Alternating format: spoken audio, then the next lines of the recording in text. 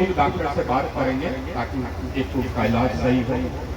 पैसे की दिक्कत है तो प्रधानमंत्री का एक कोष, उस कोष से सहायता मिलता है। हम प्रधानमंत्री जी को लिखेंगे कि अपने कोष से, अपने राहत कोष से उसके लिए सहायता है। कहीं और से भी अगर हम सहायता का बंदोबस्त करवा सकते हैं तो हम बंदोबस्त करवा देंगे। हमारे बहुत सारे कंपनियां हैं वो कर देंगे। हम सीट दिलवाएंगे, वो हम सीट दिलवाएंगे। दूसरा था पानी का समस्या। पानी का समस्या का तो पूरा समाधान हमने ढूंढ ही लिया था।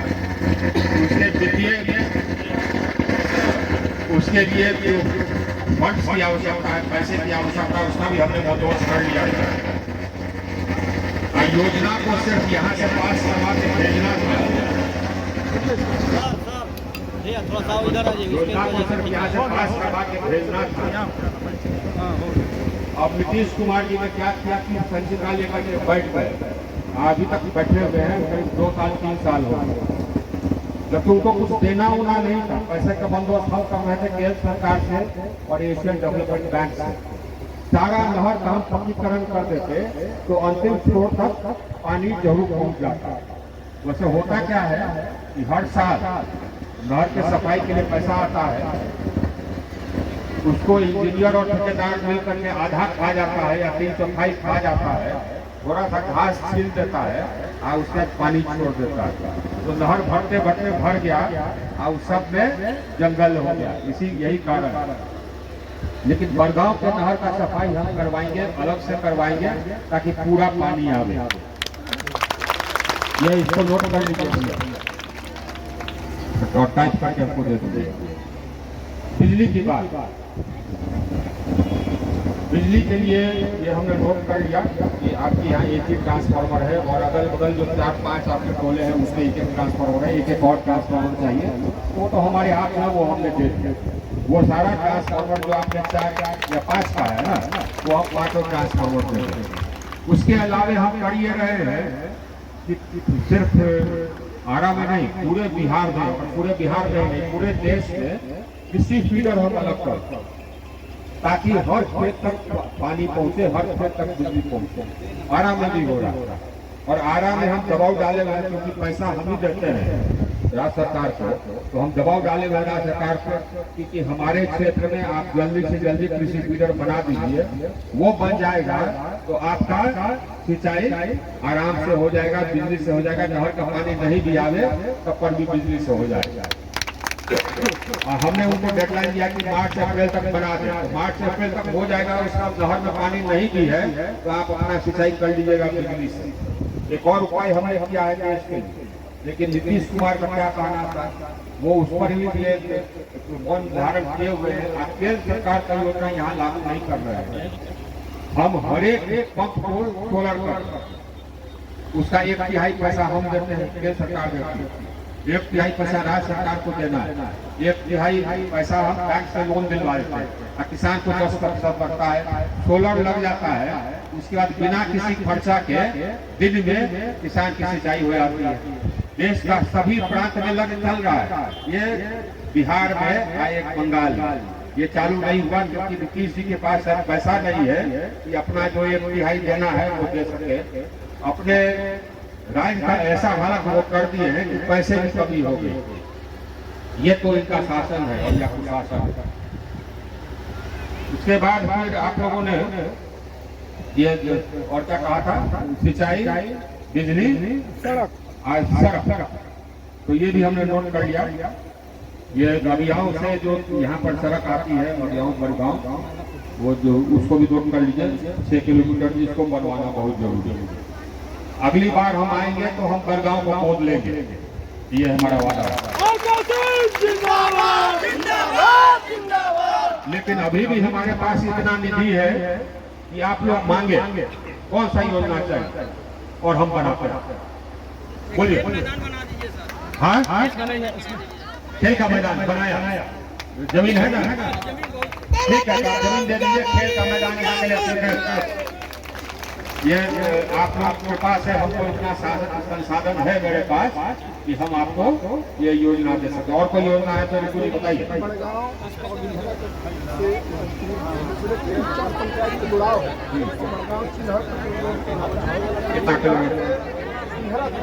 कितना किलोमीटर होगा? अच्छा, इसको नोट कर लीजिए, 3-4 किलोमीटर है। ये कहाँ से कहाँ तक रोड है तो हम राज्य सरकार को लिखेंगे, लेकिन राज्य सरकार से हम स्वीकृत करावेंगे, है ना। तो इसकी चिंता न करें। या प्राइमरी हेल्थ सेंटर होना चाहिए। प्राइमरी हेल्थ सेंटर कहाँ पर है? तो एक प्राइमरी हेल्थ सेंटर यहाँ लिखेंगे। देखिए, 8 साल सरकारी कर्मचारी का दर्जा एक लिख करके दे दीजिए, हम देखते हैं क्या है ना, आप दे दीजिएगा। ठीक है, ये जा करके जो स्वास्थ्य मंत्री हैं उनसे हम बात करें। देखिए 3-4 बार, देखिए 2-3 बार, 3-4 बार। एक तो यहाँ की बात, अपने क्षेत्र की बात, दूसरा है राज्य की बात, और तीसरा है देश की बात। हम आपसे 3 बात कर रहे हैं। हम यहाँ जब आए चुनाव लड़ने तो हमने 4-5 वादे किए थे। एक हमने कहा था कि कोइलवर पर पुल बनवाएंगे, हमने बनवा दिया। एक हमने कहा था कि इंजीनियरिंग कॉलेज बनवाएंगे, इंजीनियरिंग कॉलेज आने में बनकर तैयार। एक हमने कहा था कि मेडिकल कॉलेज बनवाएंगे, मेडिकल कॉलेज का निर्माण आरंभ हो रहा है। ये सब और पहले हो रहा, लेकिन लोग कहीं कुछ लोग आपत्ति अरंगा लगाते रहते हैं। लेकिन खैर, हर विकास का में अरंगा होना है, उसको कोई बात नहीं। लेकिन मेडिकल कॉलेज मेरा बन रहा है तो उसका निर्माण होगा। जहाँ जितने हमारे सड़क सब हमारे फोर लेन स्वीकृत हो गए। आरा का रिंग रोड हमने स्वीकृत करा दिया, स्टेशन को बड़ा बना दिया। स्टेशन से हम आरा से बहुत सारे ट्रेन प्रारंभ कर दिए, रांची जाने के लिए, पटना जाने के लिए, और ट्रेन हम पर प्रारंभ कर रहे हैं आरा से देश के विभिन्न भागों में जा करके। अब स्थिति ऐसी हो गई है कि छपरा से अक्सर से लोग आकर के आरा से ट्रेन पकड़ते हैं, और यही होगा, हम और ट्रेन आरा से प्रारंभ करने जा रहे हैं। यही हम आरा स्टेशन का भी विकास कर रहे हैं, बिया स्टेशन का भी हम विकास कर रहे हैं। हर का बात हमने बता ही दिया, सिंचाई की बात बता ही दी कि हर घर तक हम बिजली पहुंचाएंगे। हर गांव में हम योजना दे रहे हैं, हर गांव ज्यादातर गांव में हमने दे दिया। कुछ गांव अगर छूटा हुआ है तो वहां भी हम दे रहे हैं। कोई गांव हम छोड़ेंगे नहीं, चाहे किसी भी जात का गाँव। हमारी योजना में भ्रष्टाचार नहीं होता है। हमारे योजना में ठेकेदार को और इंजीनियर को मालूम है कि अगर वो गड़बड़ किया तो हम केस करके जेल भेज देंगे।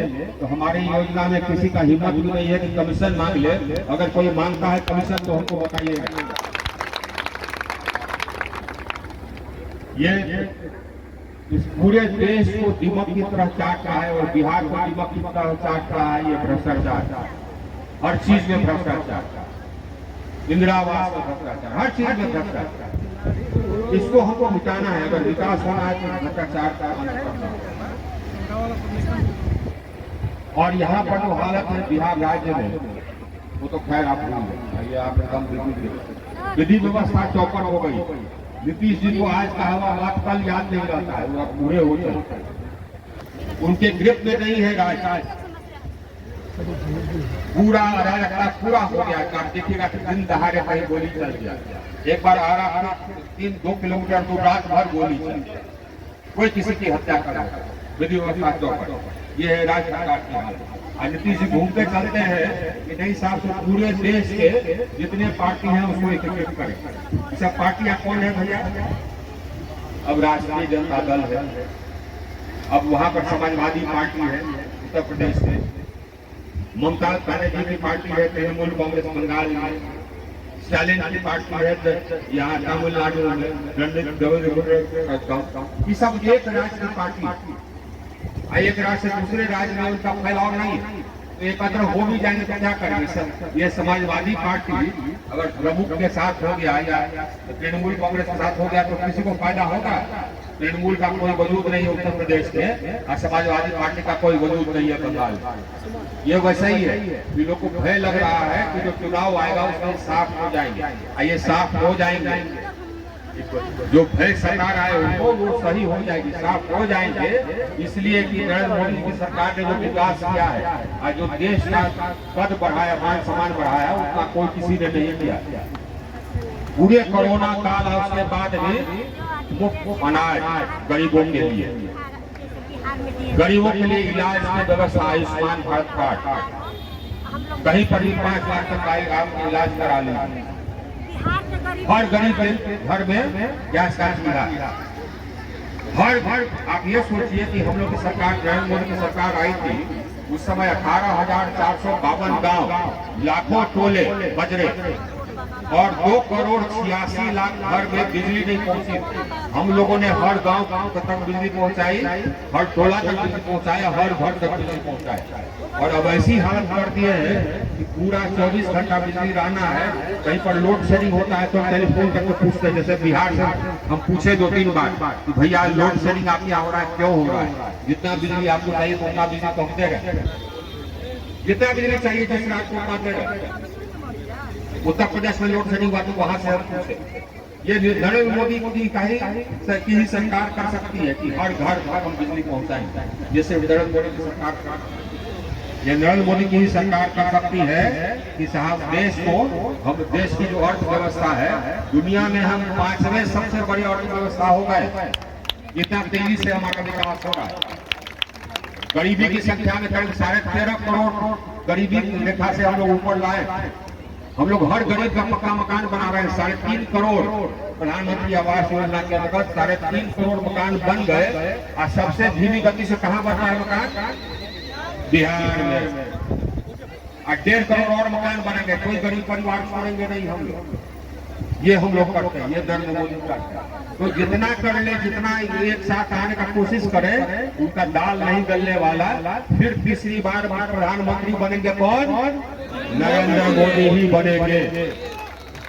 नरेंद्र मोदी ऐसा शख्स है जो कि पाकिस्तान का को सिखा दिया सबक, और अब तो खैर पाकिस्तान का बुरी हालत, और चीन को भी सिखा दिया सबक। नरेंद्र मोदी ही ऐसा है और देश को खूब तेजी से और ईमानदारी से आगे ले जा रहा है। ये केंद्रीय कैबिनेट के प्रति कोई भ्रष्टाचार का आरोप नहीं लगा सकता है। नरेंद्र मोदी की सरकार के प्रति कोई भ्रष्टाचार का आरोप नहीं लगा सकता। ये बिहार सरकार का मंत्री जैसे नहीं है कि सब ट्रांसफर पोस्टिंग में पैसा खाता, ऐसा नहीं। ईमानदारी से विकास और देश को मजबूत बनाना, यही है हम लोग का मत, यही है नरेंद्र मोदी जी का मत। और यहाँ भी देखिए, ये अब हम लोगों को सब ये हो गया सर, हम लोग को तय कर लेना होगा कि हम लोग को कैसी सरकार चाहिए, बिहार में कैसी सरकार चाहिए। क्या ऐसी सरकार चाहिए जो खाली जात के नाम पर वोट मांगता है, जीत करके खूब भ्रष्टाचार करता है? ऐसी सरकार चाहिए क्या? नहीं, हमको ईमानदार सरकार चाहिए। हमको ऐसा सरकार चाहिए जो विधि व्यवस्था सही रखता है। हमको ऐसी सरकार चाहिए जो कि विकास करता है, सभी वर्गों का विकास करता है। ऐसे ही सरकार चाहिए ना, हमको तो ऐसे ही सरकार चाहिए। हमको भ्रष्ट लोग की सरकार नहीं चाहिए। और ये खड़ा होना बात कहने के लिए कि साहब हमको ईमानदार सरकार चाहिए, ईमानदार मंत्री चाहिए, ईमानदार विधायक चाहिए, ईमानदार सांसद हो जाए, खड़ा होना चाहिए। खड़ा होना के हम लोग कहना होना। हमको ये आप लोग का स्नेह पा करके हम धन्य हैं।